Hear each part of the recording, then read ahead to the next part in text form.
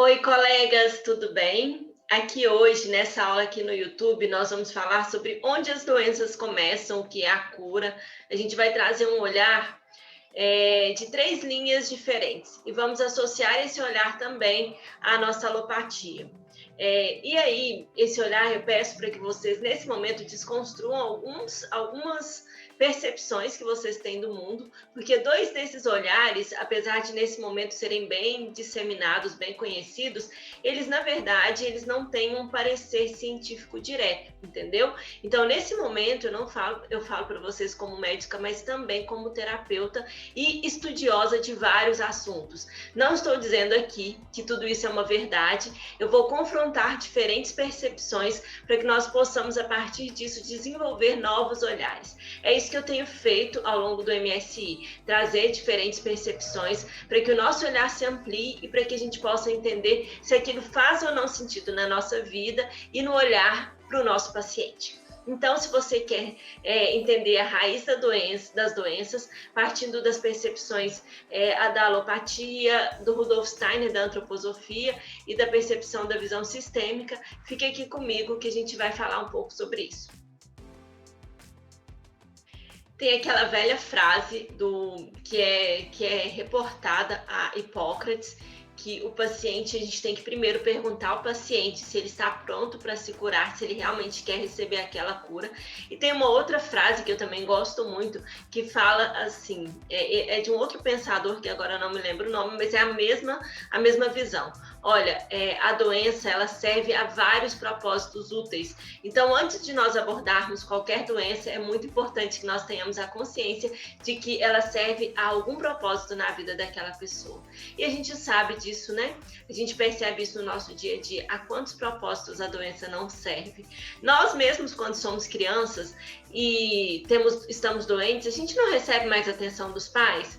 Muitas vezes eu me lembro na minha infância das vezes em que eu fiquei doente, por quê? Porque a atenção era redobrada sobre mim, né? E aí a atenção diminuiu um pouco dos meus irmãos menores, e eu vejo isso hoje também com os meus filhos, que ficar doente é ruim, porque tem a parte de ir para o hospital, de tomar injeção, essas coisas todas. No entanto, ter o cuidado materno ali mais direto é algo muito bom. Então a gente já percebe um ganho secundário no adoecer muito forte, que é o ganho da atenção, né? Quantas pessoas a gente não vê todos os dias no nosso consultório, no nosso trabalho, e que elas realmente precisam chamar atenção. Então, se curar passa por todos esses olhares. E esse olhar agora é simplesmente um olhar de percepção que eu tenho no meu dia a dia, eu sei que vocês também têm, que é o olhar de perceber que aquela pessoa ali, ela precisa de algum tipo de atenção que a doença está trazendo para a vida dela. E não tem nada de errado, gente. Nós nos relacionamos muito a partir das experiências que nós vivemos e da forma como nós compreendemos o mundo. Então, chamar atenção através de uma doença geralmente é algo que se faz de forma muito inconsciente. Bom, mas a gente vai olhar agora três fatores que nos levam ao adoecer, geralmente, né? E cada pessoa, e várias linhas têm estudado esses diferentes fatores. Dentro da nossa medicina alopática, nós temos a teoria e a percepção de que nós temos o nosso corpo naturalmente saudável, exceto por algumas alterações genéticas, por exemplo, alguém que já nasce com diversas alterações cromossômicas, né? E aí a gente tem uma criança que já nasce ali com limitações, com deficiências, com dificuldades, e essas limitações vêm das alterações do seu material genético e que se expressaram, né? Ela tinha ali genes para desenvolver determinado problema, determinada doença, e aqueles genes se expressaram. Nós temos também os adoecimentos agudos, que são causados por diversos fatores externos. Os mais comuns são as bactérias e os vírus, e outros micro-organismos. Esses micro-organismos, eles adentram o nosso corpo, eles geram ali uma reação inflamatória. Por quê? Porque tem um combate todo ali dos nossos linfócitos, né, para reagir àquela chegada daquele novo micro-organismo. E aí a gente tem um adoecimento, geralmente febril, geralmente ligado a um quadro mais agudo, um quadro inflamatório infeccioso. né? A gente tem esse tipo de adoecimento, que é um adoecimento que era muito comum no começo da sedimentação da alopatia. A gente tinha várias doenças agudas infecto-contagiosas, não que nós não as tenhamos hoje, né? No entanto, naquele momento isso era algo que explodia, e aí foram desenvolvendo várias ferramentas para lidar com esses fatores externos que nos adoecem, né? Então, para nós da alopatia, a visão da doença é sempre aquele inimigo que vem do externo e afeta o nosso equilíbrio interno, né? A gente tem essa visão muito forte. Quando chegam os processos de adoecimento crônico, a gente lida com outro problema, que são os adoecimentos que, na verdade, não têm a ver com o fator externo, tem a ver com a forma como a gente lida com a vida, com os nossos hábitos. E aí entram os nossos hábitos alimentares, os nossos hábitos de movimento, né? Se a gente faz ou não exercício físico, entram nossos hábitos de sono, as nossas relações, e tudo isso está associado ao adoecer, a nossa relação com nossa espiritualidade, mesmo que hoje ainda na alopatia não se tenha diretamente essa conversa, nós sabemos que ela já vem surgindo de forma incipiente. Então nós temos o adoecimento pelos hábitos.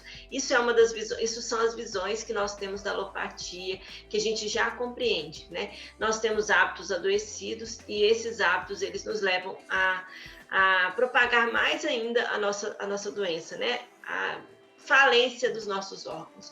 Então a gente tem muito fortemente essa questão da genética, né? Nós temos ali genes que vão ser expressos ou não, e esses genes serão expressos ou não, diabetes, câncer, de acordo com os hábitos de vida que a gente tem, geralmente desde a infância, com certeza desde a infância, né? Então essa forma de adoecer a gente não tem a menor dúvida, e a gente sabe que ela atua no nosso corpo físico de forma muito direta, e daí vem a grande importância de movimentos hoje, por exemplo, como mudanças de estilo de vida, medicina de estilo de vida, movimentos que focam nessa mudança dos hábitos, né?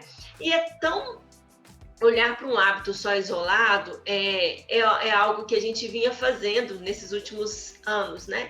Muitas pessoas que estudam esse assunto olhavam para isso como o hábito sendo algo muito fácil de se resolver, é somente a pessoa mudar o seu hábito. Ela só precisa mudar aquilo que ela faz repetidamente todos os dias. No entanto, nós sabemos que mudar o que fazemos repetidamente todos os dias não é algo simples. Nós criamos ali uma rotina. Então, o adoecer pelos hábitos é lidar com as rotinas adoecidas que nós criamos no dia a dia e a dos nossos pacientes. E esse tem sido o grande desafio da nossa medicina hoje. Principalmente, às vezes, eu vejo muito isso, as especialidades que lidam com doenças crônicas, né? O quão sofrem, o quanto se desgastam tentando buscar que o paciente realmente perceba a importância de mudar de hábito. No entanto, ele pode até perceber, ele tenha consciência. No entanto, o que o faz despertar para realmente tirar aquilo que ele sabe, né, aquela informação que ele tem, que hoje não é mais nem um pouco restrita ao consultório médico, ao consultório terapêutico, ao consultório de nutricionista, né, a todos os profissionais da saúde que lidam com medicina, com terapias, com outras áreas da saúde. Hoje não é mais restrito ao consultório, as informações elas estão disponíveis nas redes todas, no YouTube, no Instagram, no Facebook, e a gente lida com isso, então, com esse momento em que temos uma enorme gama de informações. No entanto, a nossa busca agora é como fazer essas informações que as pessoas leem, escutam, ouvem, fazer realmente diferença na nossa vida, diferença na vida dos pacientes, né? Porque a gente tem, assim, eu falo que a gente tem uma formação teórica incrível, nós, profissionais da saúde, temos, e muitas vezes nós não sabemos lidar com o simples fato de que aquele paciente ali não consegue parar de fumar, né? Por exemplo. E aí a gente se pergunta, né, de onde vem todo aquele conhecimento que eu jogo ali na mesa, que eu entrego para o paciente e falo, você precisa parar de fumar, você precisa assim assado, você tem que fazer isso, senão você vai morrer, né? Então, como que eu levo para esse despertar da percepção de que o hábito é preciso mudar o hábito? né? Então, hoje, o nosso trabalho nessa linha tem sido de desenvolver mais e mais as ferramentas que atuam ao nível cerebral mesmo, a nível mental, cerebral, emocional, que façam com que todos os aspectos envolvidos nas escolhas de uma pessoa possam se tornar mais racionais, para que ela cada vez mais possa escolher por algo que a faça bem. E aí, são todas as escolhas. Então, a grande virada de chave dessa percepção do adoecimento pelos hábitos é de que nós precisamos de ajuda para essa mudança, que essa ajuda vem em forma de motivação, e que essa ajuda vem em forma de ferramentas, né? Então, assim, ferramentas incríveis que a gente tem hoje, por exemplo, ferramentas de entrevistas, como a entrevista motivacional, modelo transteórico, outras ferramentas que a gente tem que já conseguimos provar que fazem mudanças são as técnicas de visualizações com imagens, as meditações, porque elas atuam em regiões específicas neuronais, ajudando realmente na mudança de hábito. Então, a gente tem todo esse desenvolvimento de uma medicina em torno dessa percepção, de uma busca desse olhar. Então, essas ferramentas eu geralmente gosto muito de usar. Essa questão do hábito sempre me incomodou, né? Por quê? Porque não é tão simples. Para a gente fazer uma transformação na nossa vida, a gente tem que mudar hábitos muito adoecidos, e esses hábitos, eles começam no pensamento. Muitas vezes nós pensamos que não, é só mudar um comportamento, né? Eu vou só lá, é simplesmente parar de comer e ir para academia. Gente, é realmente muito simples mesmo, é simplesmente parar de comer e ir para academia. Mas e tudo que envolve chegar nesse lugar? Porque o nosso cérebro, ele não gosta de gastar energia à toa, né? Ele tem a percepção de que esse gasto energético vai fazer com que ele se exponha, ele precisa, a nossa mente entende, nós precisamos guardar energia porque ela pode faltar. Então, eu vou me manter ali com o mínimo de gasto possível. Então, é normal a gente não ter disposição nenhuma para fazer esses movimentos. E aí vem todas as questões que estão envolvidas no porquê nós não temos essa disposição. Por isso que o trabalho com o hábito hoje, ele não é no confronto. Você precisa fazer isso, você vai morrer, tal. A gente pode usar, sim, a dor do paciente para acessar o lugar que ele não quer mais ficar, né? Aquilo que a gente chama de discrepância, mostrar para ele que o lugar onde ele está e o lugar onde ele quer ir na vida são diferentes. Então, é trabalhar com a discrepância mesmo, trabalhar, olha, você quer chegar aonde? Mas o que você faz hoje para chegar nesse lugar? É uma percepção muito simples que a gente pode fazer no dia a dia e que faz diferença e ajuda muito na consciência e no despertar de consciência do hábito. Então, trabalhar realmente com essa percepção da discrepância é uma ferramenta bem legal. As entrevistas em que a gente faz com perguntas mais abertas, que levam a pessoa para uma autorreflexão, tudo isso atua no tratamento e na abordagem correta hoje, inclusive cientificamente estudada, para direcionar mais a abordagem sobre hábitos. Entende? Então, a gente tem uma das formas de adoecimento são os hábitos. Essa é a percepção da nossa visão alopática. Nós adoecemos por uma questão genética associada a hábitos de vida e associada a fatores externos que nos agridem, como vírus e bactérias. Tá certo? Essa é a nossa visão da alopatia, é uma visão muito bem instalada, em que a gente sabe conduzir. A maior parte delas a gente tem dificuldade nesse momento com os hábitos, e é por quê? Porque quando lidamos com hábitos, nós lidamos com questões mentais e emocionais, e nós ainda não estamos completamente preparados, entendeu? Bom, então agora vamos olhar para a visão da doença dentro da antroposofia. Gente, são todas as linhas das racionalidades médicas, têm visões e percepções que são diferentes, mas que se alinham, né? Então, eu vou trazer a da antroposofia, que é uma que eu tenho uma certa afinidade, para a gente olhar para ela, e também vou trazer a da visão do Rudolf Steiner, do Bert Helling. Tá bom? Então, a visão da antroposofia, a antroposofia foi desenvolvida por um grande professor, Rudolf Steiner, na Alemanha, no começo do século passado, em que ele trouxe a percepção realmente do estudo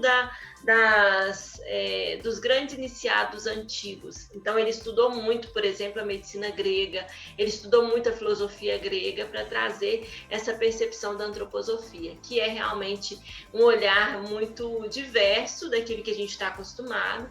Então, eu me lembro que quando eu fui para primeira vez que eu fiz curso de antroposofia, aquilo mexeu comigo de muito muitas maneiras. Por quê? Porque era muito diferente do que a gente vê na nossa visão alopática e científica, no entanto, fazia muito sentido. Então, eu estou trazendo aqui esse conhecimento para vocês porque ele fez sentido para mim, entendeu? Então, dentro da visão do Rudolf Steiner, a gente tem os setênios, né?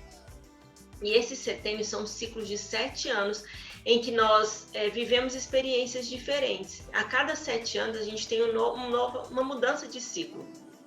E dentro dessa mudança de ciclo, novas percepções e acontecimentos que são esperados naquele setênio. Então, a gente tem aí a nossa vida a cada 7 anos. E os primeiros 3 setênios, dos 7 aos 21 anos, eles são a nossa formação biológica, é a formação do nosso corpo. Dos 21 aos 42 é a formação da nossa psique, né? A gente tem muita questão da razão, de trazer para a nossa compreensão e razão. Então, a gente vive isso dos 21 aos 42, de querer entender, racionalizar, perceber o que é aquilo. Dos 42 para frente, a gente vive o nosso momento da espiritualidade, que é onde a gente acessa as questões da alma. Então, segundo ele, a gente tem percepções diferentes de acordo com a nossa vida. Tanto é que ele fala que a gente começa a viver realmente aos 42 anos, que até então a gente está na infância. E faz muito sentido quando nós pensamos nessa evolução e amadurecimento do ser humano. E aí, de onde vêm as doenças, né? Segundo o Rudolf Steiner, as doenças sempre vêm de uma biografia condensada. Ele fala, toda doença é uma biografia condensada. O que é isso? É uma história que não foi contada, que não foi olhada e que não foi ressignificada, e aquilo se expressa no corpo e adoece o nosso corpo de uma forma bem específica ou bem ampla, né? Então, a expressão genética que aparece, que a gente vê na alopatia, que a gente vê nas doenças, nada mais são do que uma expressão daquilo que a nossa alma, que a nossa psique não processou de forma adequada e que se tornou uma doença. Então, o adoecer, na visão do Rudolf Steiner, sempre é uma biografia condensada de todas as histórias que nós não contamos, que nós não processamos, principalmente aquelas que aconteceram no primeiro setênio, do 0 aos 7 anos, que é um setênio muito impactante, onde nós recebemos muitas informações dos nossos pais e onde acontecem principalmente as feridas emocionais, né? Depois a gente vai fazer uma aula só falando sobre feridas emocionais, mas ali no primeiro setênio a gente tem as feridas emocionais principais que acontecem e isso direciona muito o nosso olhar para o adulto.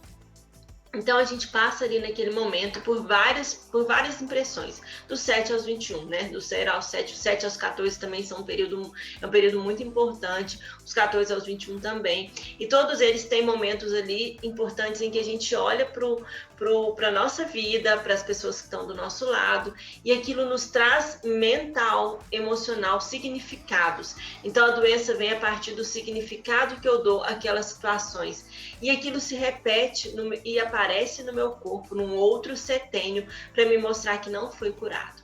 Então, por exemplo, vou dar um exemplo mais clássico, assim, do 0 aos 7 anos, uma criança perdeu a mãe ali aos 4 ou 5 anos de vida, certo? Foi uma coisa difícil, mas ela era uma criança, ela interpretou aquilo da forma dela, os adultos conversaram com ela, explicaram a situação e tal, e ela deu a interpretação que ela quis, né? Que ela entendeu, que a cabecinha de criança dela, ainda pouco desenvolvida, conseguiu entender.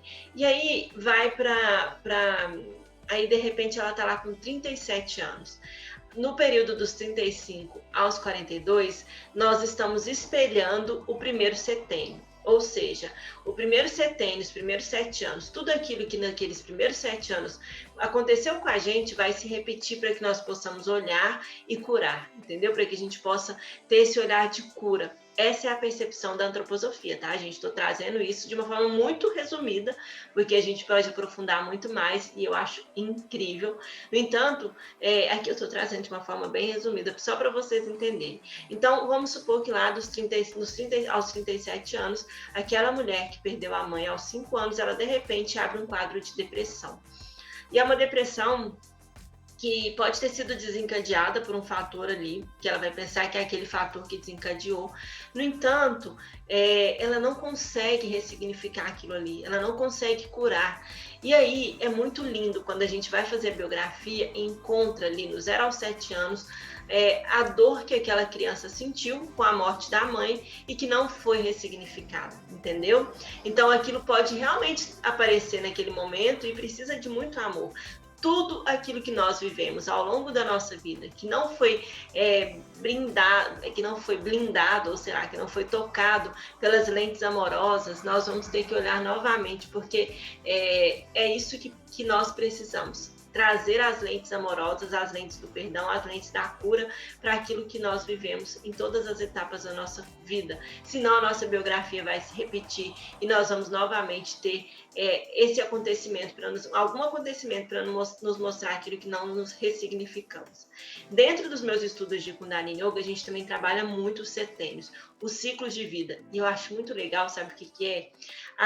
Os estudos e os ensinamentos do Kundalini Yoga estão ligados a conhecimentos da Índia, né? A conhecimentos da Ayurveda, a conhecimentos de grandes mestres lá iniciados, e nada a ver com os conhecimentos da antroposofia, eles nunca se cruzaram. Um não estudou o outro e eles falam praticamente a mesma coisa. Então, isso sempre me despertou interesse. E uma das percepções dentro do Kundalini Yoga também são os setênios, a importância de cada um deles. Lá a gente traz uns outros ciclos, que é o ciclo de 11 anos e o ciclo de 18 anos, e a gente não fala de espelhamento. Dentro da antroposofia, o processo de conhecer o espelhamento é muito, muito interessante e é algo que faz muita diferença no olhar da doença. E dentro da antroposofia também, como eu falei, toda a doença é uma biografia condensada e a gente explica as questões, por exemplo, das crianças que nascem doentes pela biografia do espírito que não foi ressignificada. Então, como a visão da antroposofia é de que nós temos pelo menos os nossos principais 4 corpos e que nós temos o corpo da alma e essa alma ela vive várias biografias, ou seja, ela vive várias vidas em corpos diferentes, quando uma criança nasce doente é porque tem alguma história ali daquela biografia que não foi olhada em um outro momento e ela precisa ressignificar nessa vida, entendeu? Então essa é a história do adoecimento dentro da antroposofia. A gente aprofunda um pouco isso lá no MSI, mas a gente pode depois trazer mais temas aqui também, tá certo? Então, e agora? E a visão sistêmica ligada a Bert Hellinger? Bert Hellinger também é um pensador alemão, se eu não me engano, um psicólogo, né? Alemão. Não conheço muito, tá, gente, do Bert Hellinger, mas eu vou trazer essa visão porque ela também cala muito com aquilo que eu percebo nas minhas simples percepções do adoecer. E segundo Bert Hellinger, ele ao estudar populações africanas, ele ficou muito tempo estudando as populações africanas, e ele percebeu ali nos movimentos daquelas populações africanas, como é que eu vou te dizer? Ele percebeu que padrões se repetiam dentro da família, padrões de adoecimento, padrões de estilo de vida. Então, por exemplo, dentro de uma família, muitas vezes se repetia um padrão. Sei lá, tinha uma mãe que era violentada e abusada, as filhas também eram violentadas e abusadas, as netas também eram violentadas e abusadas, então a gente meio que repetia um sistema. E essa repetição, segundo a percepção dele, é o seguinte, é a mesma percepção daquela teoria dos campos morfogenéticos, que é uma teoria científica, inclusive, em que nós somos feitos de campos, né? Na verdade, nós temos aqui o campo eletromagnético mesmo que eu ressoo, eu enquanto Patrícia. Tem o campo aqui da minha casa, da minha família, eu, meu marido e os meus filhos. Tem o campo que veio da família dele, o campo que veio da minha família. E essas informações que estão nesse campo, elas moldam a direção dos nossos hábitos, a direção das nossas escolhas, a direção até da pessoa que eu escolho para casar, porque ela meio que tem que caber dentro dos buracos que o meu sistema está me mostrando, entendeu? Me mostra, né? Então, me desculpe se eu estiver falando alguma besteira, porque realmente eu não sou uma grande estudiosa das constelações, eu sou uma apaixonada, mas eu ainda não mergulhei profundo nesse estudo. Mas é justamente essa questão toda doença, ela traz uma informação daquele campo familiar que não foi adequadamente olhada. Então, geralmente as doenças, elas estão associadas às exclusões que acontecem no sistema. O que são as exclusões? Às vezes são os filhos fora do casamento, são os abortos, é aquele tio que foi excluído da família por ser diferente e teve que mudar de cidade, que não foi aceito na família. Então, segundo Bert Hellinger, ele estuda as famílias, e a doença vem desse arsenal ancestral que a gente não soube lidar, que não foi ressignificado e aparece de novo na sua ancestralidade para que possa ser olhado e para que todos aqueles da família que não foram incluídos sejam incluídos, entendeu? Então, isso tem a ver com a expressão da doença no corpo, tem a ver com a expressão do campo eletromagnético, do campo morfogenético mesmo, que atua ali e faz com que se expresse aquela doença para mostrar, olha, essa doença aqui é para mostrar a relação com, sei lá, com aquele tio-avô que foi excluído da família. Então, é mais ou menos, é bem diferente essa percepção, gente, é bem diferente. No entanto, eu vou contar uma coisa para vocês. Eu nunca, como eu falei, eu nunca fui lá e estudei direito a constelação. Como eu faço muito trabalho com alguns trabalhos mesmo com uma consteladora amiga minha, nesses trabalhos em que eu associo a yoga, a meditação, as terapias, e ela associa a constelação familiar, nesses trabalhos eu posso sempre aprender muito. E aí eu comecei a perceber, mesmo sem aprender ainda nada, eu comecei a perceber isso em alguns atendimentos bem profundos que eu fazia, sabe? Quando a gente vai para meditações e aquela pessoa traz depois da meditação a lembrança de alguém. Então, assim, nessa percepção eu via muito, às vezes, alguém da família que não foi incluído, a relação com o pai que é doentia, a relação com a mãe que é doentia, e o quanto isso está afetando aquela pessoa, entendeu? Então, assim, é uma outra percepção, por isso que são percepções fenomenológicas, a gente observa o fenômeno e a gente tenta explicar daquela maneira. Eu estou falando que é o correto? Eu estou falando que vocês têm que usar essas outras percepções? Não, não tem. Eu só estou trazendo para vocês aqui que o surgimento das doenças, ele é explicado de forma diferente, de acordo com a linha de pensamento e de acordo com a linha de percepção que a gente segue, entendeu? Então, nós, médicos alopáticos, nós estamos aqui para seguir a percepção da alopatia enquanto médicos alopatas, né? Enquanto terapeutas, enquanto observadores do ser humano, nós podemos ter outras percepções. Enquanto médica integrativa, eu posso ter outras percepções. Não necessariamente eu posso trazer aquilo para o meu consultório enquanto médica, mas como as práticas integrativas que eu conheço, eu posso olhar de uma outra maneira. E o que eu chamo vocês, nesse primeiro momento, é para fazer esse outro olhar. Porque esse outro olhar, gente, ele conduz a sua conversa, a sua fala, de uma forma muito mais ampla e traz, provavelmente, com as próprias ferramentas da alopatia, que são as que você pode usar, você já vai conseguir acessar lugares antes não acessados, entendeu? Então, eu vejo muito essa angústia. Ai, como que eu vou usar isso, todo esse conhecimento? Eu não sei como colocar. Gente, essa é a angústia de todas as minhas alunas. Eu tenho tanto conhecimento, eu não sei como colocar isso, eu não tenho... primeiro, eu não tenho espaço, se eu trabalho no SUS. Se eu trabalho no consultório, como que eu vou divulgar isso? Porque as pessoas... Como que elas vão chegar até mim, entendeu? Essa angústia eu tenho tentado solucionar a partir da percepção de que nós podemos começar com essa amplitude do olhar nosso, né? Com essa amplitude, com uma boa conversa, uma boa anamnese, uma boa confiança, a pessoa ela confia em você e você não oferece a ela nenhum risco, né? Então, usar as práticas integrativas, desses conhecimentos terapêuticos, são para acrescentar, são para integrar, não são para colocar a pessoa diante de nenhum risco, né? Então, assim, essas abordagens que eu trago, elas são de percepções filosóficas, que a pessoa mesmo pode ir lá estudar, são de percepções filosóficas diferentes, são de percepções mente-corpo, de relações mente-corpo, e isso são coisas muito simples que podem ser feitas, entendeu? Então, geralmente, o médico integrativo, ele tem, além da formação como médica, ele tem alguma outra formação terapêutica, e essa outra formação terapêutica que ele irá usar, não é a formação como médico, é a formação como terapeuta, entendeu? São os conhecimentos. Ah, mas se eu não tenho nenhuma formação, você com certeza tem os conhecimentos, já tem acesso a uma nova, igual lá no MSI, já tem acesso a uma nova forma de fazer anamnese, tem acesso a um monte de informação de mudanças de hábitos que podem ser trabalhadas, então você já tem um arsenal bem grande para começar a fazer esse novo olhar. E se você é terapeuta e que me segue aqui, todo esse arsenal pode ser usado assim de forma muito incrível por você também, né? Que esses conhecimentos antroposofia, esses conhecimentos da visão sistêmica, mesmo que você não tenha um curso de antroposofia, um curso de visão sistêmica, tudo isso pode ser trazer mais um olhar de amplitude para a sua prática, tá bom? Então, um abraço, gente, até mais.